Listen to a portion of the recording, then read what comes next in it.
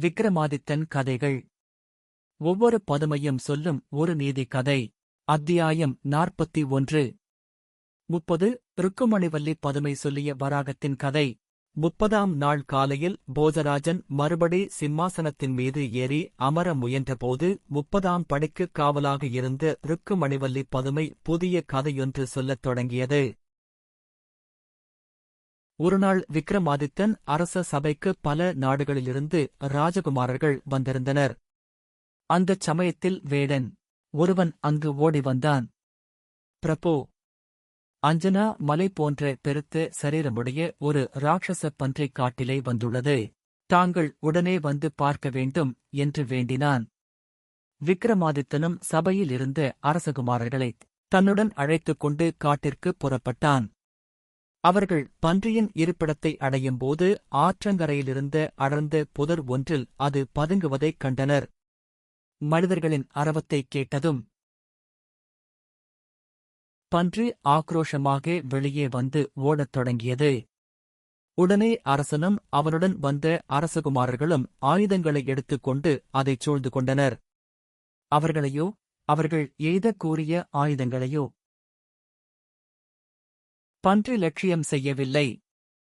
இங்குமங்குமாக பாய்ச்சல் காட்டிச் சிதறி அடித்துவிட்டு ஒற்றையடிப் பாதை ஒன்றின் வழியே ஓடிவிட்டது.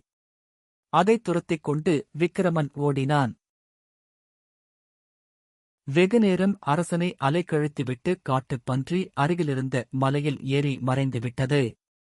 பன்றியை துரத்தி வந்த அரசன் அது சென்ற திசையை அறியாது திகைத்து நிற்கும்போது மலையில் குகை ஒன்றைக் கண்டான். ஒருவேளை அதனுள் நுழைந்து சென்றிருக்குமோ என்ற ஐயத்தால் அரசனும் குகையினுள் நுழைந்தான். குகை முழுவதும் ஒரே இருட்டு. கண்ணுக்கு எதிரே விரல்களைக் காண்பித்தால் கூடத் தெரியாது. அந்தகாரமான அவ்விருட்டிலே அரசன் சிறிது தூரம் சென்றான். அங்கே வெளிச்சம் தெரிந்தது. அருகில் சென்று பார்க்கையில் அப்பிரகாசம் சற்று தூரத்திலே இருக்கும் அழகிய நகரத்தினுடையது என்பதைக் கண்டான். நகரத்தின் கோட்டைச் சுவர்கள் தங்கத்தாலானவை. அவை நன்கு பிரகாசித்தன. வான்முகட்டை எட்டக்கூடிய அளவு உயரமான மாளிகைகளும் கோபுரங்களும் நகரத்தை அலங்கரித்தன. புனிதம் நிறைந்த நந்தவனங்களும் தெய்வம் குடிகொண்டிருந்த கோயில்களும் நகரத்தின் கம்பீரத்தை இன்னும் அதிகப்படுத்தின.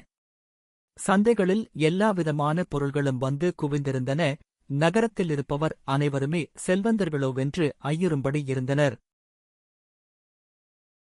பலவகையான விலைமாதரும் அவ்விடம் இருந்து அந்நகரத்தை மனோகரமாகச் செய்தனர். நகரத்திற்குள் நுழைந்த அரசன் ஒவ்வொரு இடமாக பார்த்து வந்தான்.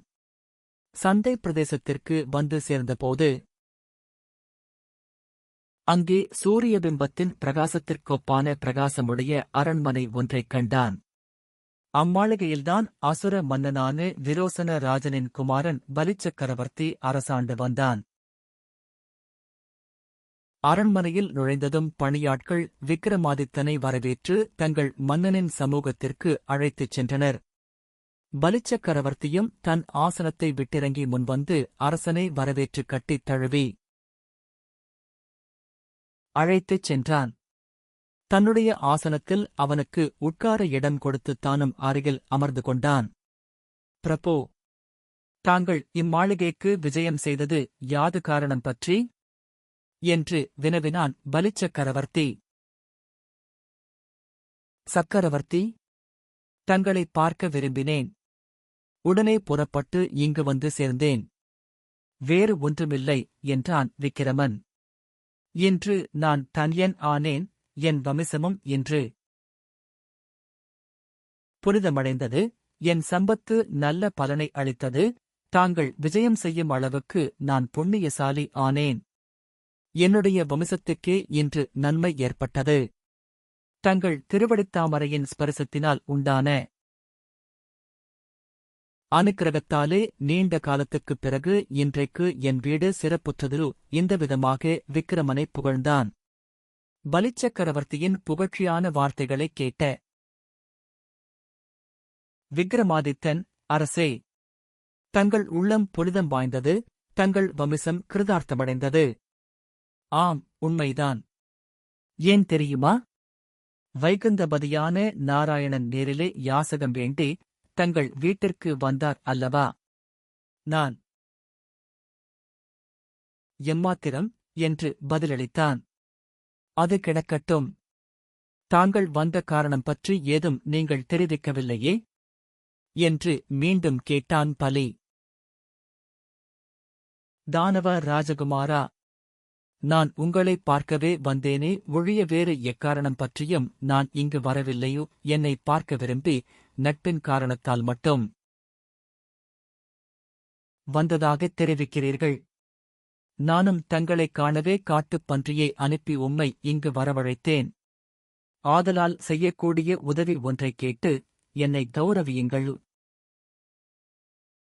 விக்கிரமன் எத்தனையோ முறை மறுத்துப் பார்த்தான்.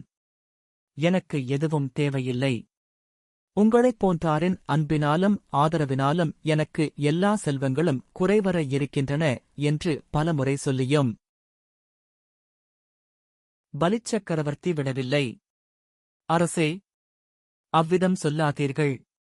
தங்களுக்கு எதுவும் தேவையிருக்கிறதென்று நான் சொல்லவில்லையே. நட்பின் அறிகுறியாக என்னிடமிருந்து தாங்கள் ஏதாகிலும் பெற்றுக்கொள்ள வேண்டுமென்றுதான் கோருகிறேன். நட்பைப் பற்றி பெரியோர்கள் சொல்லியிருப்பதை நீங்கள் அறிவீர்களே. கொடுத்தல், பெற்றுக்கொள்ளுதல், இரகசியத்தைச் சொல்லுவதும், கேட்டுக்கொள்வதும், உபசரிப்பது, உபசாரங்களை ஏற்றுக்கொள்வதும் ஆகிய இந்த 6 காரியங்களும் நட்பின் இலக்கணமாகும். உபகாரம் ஏதோ ஒன்றைச் செய்யாமல் யாராலும் நட்பை அடைய முடியாது. தேவர்களும் பக்தர்களின் பிரார்த்தனை செலுத்துவதற்கு பிரதியாகத்தானே அவர்களுடைய விருப்பங்களை நிறைவேற்றுகிறார்கள். கொடுப்பது இருக்கும் வரையில்தான் அன்பானது இவ்வுலகில் நிலைத்து நிற்கும். தாயிடம் பால் மறுத்துவிட்டது என்று தெரிந்ததும் கன்றுக்குட்டி தானாகவே தன் தாயை விட்டு பிரிந்து போய்விடுகிறது அன்றோ? இன்னும் பகுத்தறிவற்ற மிருகங்களுக்குக் கூட கொடையானது அவற்றின் சொந்தக் குழந்தைகளை விட மிகவும் பிரியமானது என்று நம்புகிறேன். உதாரணமாக ஒரு எருமையை எடுத்துக் கொள்ளுங்கள். அத்தட்டு நீங்கள் புண்ணாக்கை கொடுத்து வந்தால் போதும், தனக்கு ஒரு கன்று இருந்தாலும் அது தன் பால் முழுவதையும் உங்களுக்கே கொடுக்கும். இவ்வளவு அறிவாளியாக திகழும் நீங்கள் மறுப்பது நியாயமில்லை. நான் தருவதை பெற்றுக்கொள்ளத்தான் வேண்டும். இவ்வாறு எடுத்துரைத்த பலி ஒரு ரசத்தையும் ரசாயனத்தையும் அரசனிடம் கொடுத்தான். அரசே, இதை பெற்றுக்கொள்ளுங்கள். நமது நட்பிற்கு அறிகுறியாயிருக்கட்டும். ரசாயனத்தை உபயோகித்தால் 7 வகை உலோகங்களும் தங்கமாக மாறிவிடும். ரசத்தை அருந்தினால் நீங்கள் கிழத்தன்மையிலிருந்தும் வியாதியிலிருந்தும் நிரந்தர விடுதலை பெறலாம் என்றான். விக்கிரமாதித்தன் அவைகளைப் பெற்றுக்கொண்டு பலிச்சக்கரவர்த்தியிடம் விடை பெற்றான். வெளியே வந்ததும் குதிரை மீது ஏறிக்கொண்டு நகரத்திற்கு வந்தான். வழியிலே அரசனை வறுமையால் பீடிக்கப்பட்டு மிகவும் துன்பமடைந்த ஏழை பண்டிதன் ஒருவன் சந்தித்தான். அவனுடன் மகனும் வந்திருந்தான். அவர்கள் அரசனை வணங்கிப் போற்றினார்கள். அரசே, நாங்கள் சகல சாஸ்திரங்களையும் அறிந்து பயன் என்ன? வறுமை எங்களை அணு அணுவாகச் சிதைத்துக் கொண்டிருக்கிறது. எங்கள் குடும்பம் மிகப் பெரியது. பசி தாழமாட்டாது நாங்கள் நாளுக்கு நாள் இறந்து வருகிறோம். எங்களைக் காப்பாற்றுங்கள். இன்றைய சாப்பாட்டுக்கு ஏதாவது உதவுங்கள் என்று வேண்டினர். ஐயா, தற்சமயம் என் வசம் பணமில்லை. நான் வெளியிலிருந்து இப்போதுதான் திரும்பி வந்து கொண்டிருக்கிறேன். ஆனால் விலைமதிப்பற்ற அற்புதப் பொருள்கள் 2 இருக்கின்றன.